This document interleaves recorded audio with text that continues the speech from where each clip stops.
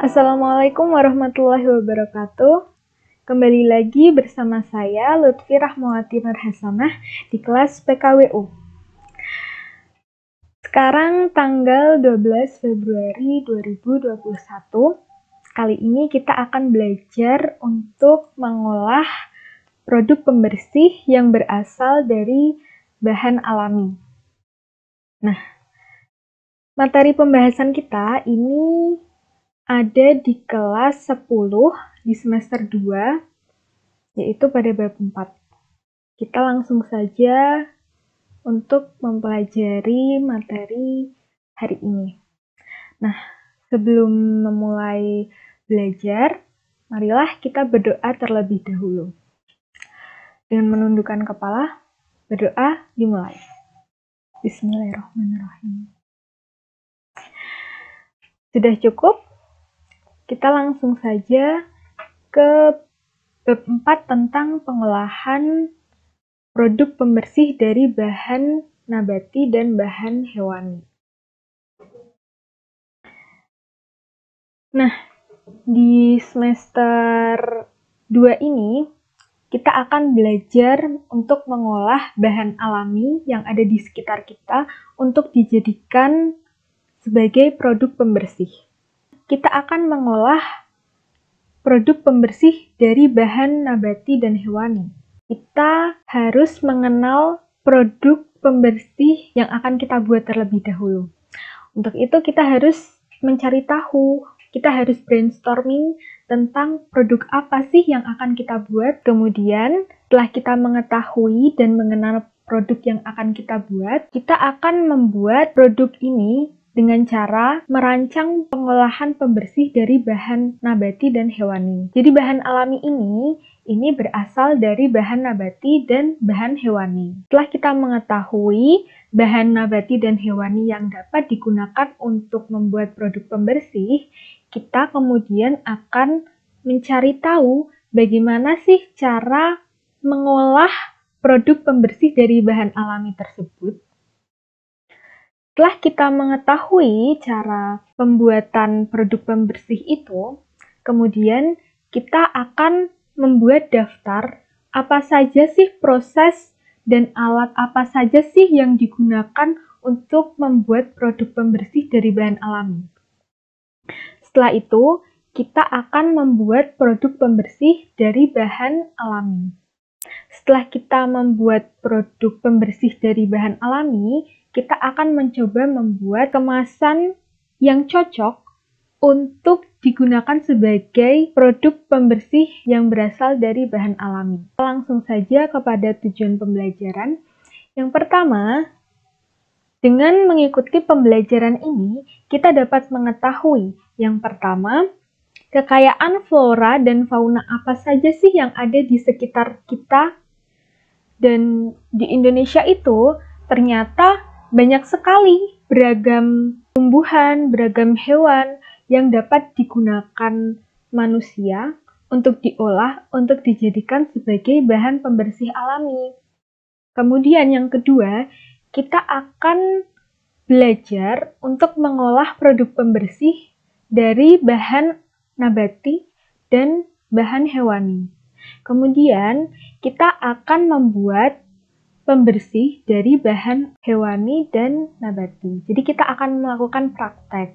Kemudian yang keempat, kita akan membuat produk pembersih dari bahan alami dan hewani yang sesuai dengan potensi apa aja sih hewan dan tumbuhan yang ada di sekitar kita.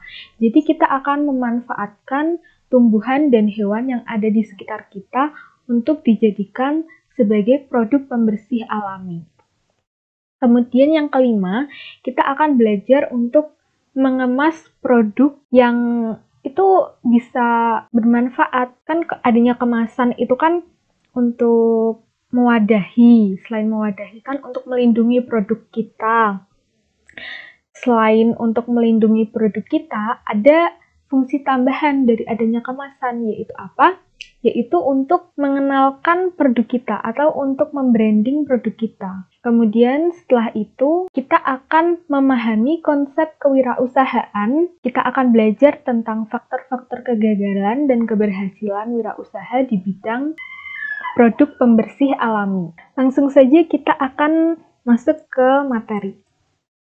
Nah, materi pembelajaran kali ini kita akan mengenal produk pembersih dari bahan nabati dan hewani.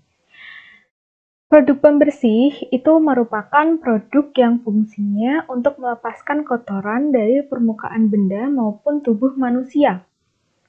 Nah, produk pembersih ini dibedakan menjadi dua jenis. Yang pertama, produk pembersih untuk manusia, dan yang kedua, produk pembersih yang digunakan untuk membersihkan perabot, yaitu untuk membersihkan alat makan, untuk membersihkan pakaian, untuk membersihkan mebel, dan lain-lain. Kemudian, produk pembersih yang digunakan untuk tubuh itu kurang lebihnya ada 3. Yang paling sering digunakan sebagai pembersih tubuh yaitu ada sabun, ada sampo, dan ada pasta gigi. Ada juga produk pembersih yang digunakan untuk perabot. Yang pertama ada sabun cuci piring, ada sabun untuk mencuci pakaian, ada bubuk pembersih seperti abu gosok yang sifatnya itu menggerus. Jadi memang untuk membersihkan. Kemudian ada cairan pembersih lantai yang mengandung Lysol, ada pembersih kaca atau yang itu yang disemprot-semprot itu. Kemudian ada wood polish, itu untuk membersihkan barang yang berasal dari kayu. Kemudian ada juga pembersih yang digunakan untuk membersihkan karpet, yaitu sampo untuk karpet. Nah, kita lihat nih, bahan-bahannya itu ada apa aja. Nah, di sini produk-produknya itu ada Sparkle Action, ini untuk mencuci pakaian, ada olive oil, kemudian ada vinegar. Vinegar ini juga dapat membersihkan, kemudian lemon juice dapat membersihkan lemak yang membandel, kemudian ada ini ZEP, ini sebut merek nggak apa-apa ya. Ini ada contoh shampoo karpet atau carpet shampoo konsentrat, ada Dettol pembersih lantai, kemudian ada deterjen, ada sabun pencuci piring. Jadi ini ada pengelompokan pembersih. Jadi produk pembersih ini dikelompokkan menjadi 2. Yang pertama adalah produk pembersih modern, dan yang kedua adalah produk pembersih tradisional. Nah, produk pembersih tradisional ini menggunakan bahan kimia alami. Bahan kimia alami itu biasanya didapatkan dari alam dan langsung digunakan begitu saja tanpa diolah terlebih dahulu. Jadi langsung digunakan untuk membersihkan perabot, untuk membersihkan sesuatu yang perlu dibersihkan. Nah, kemudian selain ada produk pembersih tradisional, kita juga mengenal produk pembersih modern.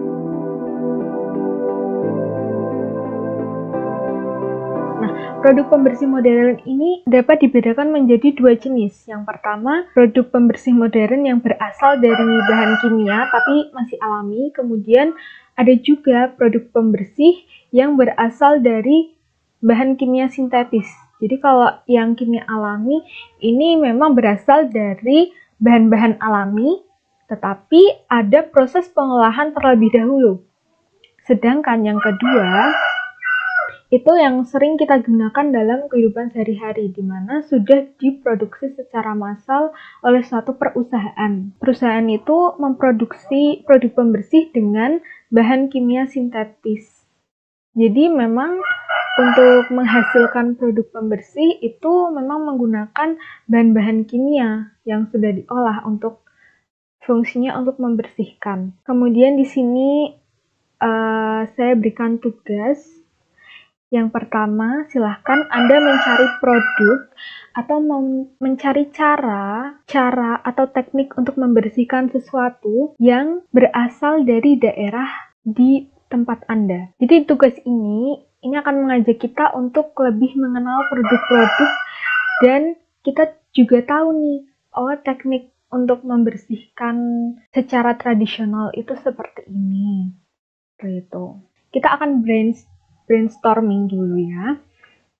Yang pertama, kalian harus memperhatikan di sekitar lingkungan tempat tinggal itu tuh adakah produk pembersih atau adakah cara tradisional yang masih digunakan untuk membersihkan sesuatu.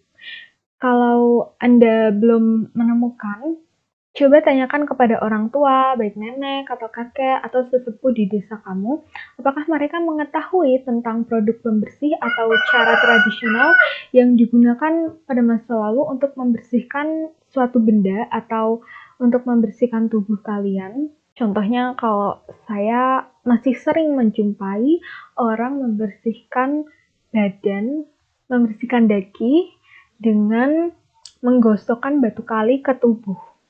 Jadi scrubbing tapi pakai batu yang ada di kali itu. Nah, setelah kamu mencari informasi dari sumber-sumber terpercaya seperti dari buku, dari internet, kemudian tanya sama orang-orang yang ada di sekitar. Nah, catatlah hasil wawancaramu pada selembar kertas kerja. Nah, ini ada contohnya. Contohnya seperti ini, contoh lembar kerjanya. Silahkan diisi tabel. Jadi formatnya itu ada tanggal pelaksanaan wawancara, ada nama narasumber, kemudian nama produk pembersihnya apa, kemudian cara menggunakannya apa, kemudian fungsi pembersihnya apa, kemudian bahan yang digunakan apa aja, kemudian cara pembuatannya bagaimana, kemudian kemasan yang digunakan seperti apa, kemudian kalian bisa menambahkan catatan yang mungkin dibutuhkan untuk mengembangkan produk kalian, atau catatan yang mungkin itu merupakan informasi yang menarik dari produk pembersih alami yang Anda buat seperti itu. Kurang lebih formatnya seperti ini. Nah, saya akan menjelaskan sedikit. Nah, saya sudah melakukan wawancara pada hari Senin 6 April 2020. Saya tanya kepada Mbak Kadim yang ada. Saya menamakan produk tersebut itu produk pembersih lerak extra liquid cleanser. Jadi, bagaimana sih cara pembuatan lerak ini? Pembersih dari ekstra lerak ini. Nah, untuk membuat ekstra lerak ini, kita membutuhkan 20 butir lerak kering yang telah dipotong-potong dan dibuang bijinya. Kemudian ditambah dengan 2 liter air. Kemudian cara pembuatannya. Jadi yang pertama, siapkan bahan dan alat dan tempat kerja, kemudian rebus 20 butir lerak kering tersebut yang telah dibuang bijinya ke dalam 2 liter air, dan biarkan mendidih selama 20 menit dengan api kecil. Setelah itu, matikan kompor, kemudian saring air hasil rebusan dengan kain halus. Setelah dingin, masukkan ke wadah yang tidak bocor gitu ya. Nah, kemudian bagaimana sih cara menggunakan ekstra lerak ini? Lerak ini dapat digunakan untuk yang pertama untuk mencuci pakaian, yang kedua untuk membersihkan perabot, dan yang ketiga dapat digunakan untuk mengepel lantai. Nah, untuk mencuci pakaian, kita bisa menggunakan 500 ml larutan ekstra lerak, ini dicampur dengan 15 liter air. Nah, ini dapat digunakan untuk mencuci pakaian. Kemudian bagaimana caranya untuk membuat pembersih perabot? Caranya adalah dengan melarutkan ekstra lerak dengan air. Nah, perbandingannya 1:10. 1 sendok ekstra lerak ditambah dengan 10 sendok air, seperti itu. Nah, dapat juga ditambah dengan 2 tetes minyak atsiri. Nah, ini dapat digunakan untuk membersihkan perabot. Nah, bagaimana untuk membersihkan lantai? Nah, untuk cairan pembersih lantai, ini kita dapat menggunakan ekstra lerak 50 ml dicampur dengan 1 liter air. Kemudian, Catatan yang menarik dari bahan pembersih alami dari ekstra lerak ini, ternyata lerak ini bisa digunakan masyarakat sekitar untuk mencuci kain batik. Karena dia itu bersifat lembut, tapi bisa membersihkan seperti itu, sehingga warnanya itu kalau mencuci pakai ekstra lerak itu warna kain batik itu tidak luntur seperti itu. Tetapi ternyata tidak hanya untuk mencuci kain batik saja, ternyata ekstra lerak ini dapat berfungsi sebagai cairan pembersih organik yang dapat membersihkan baju, membersihkan kaca, membersihkan alat perabot rumah tangga, untuk membersihkan lantai, seperti itu.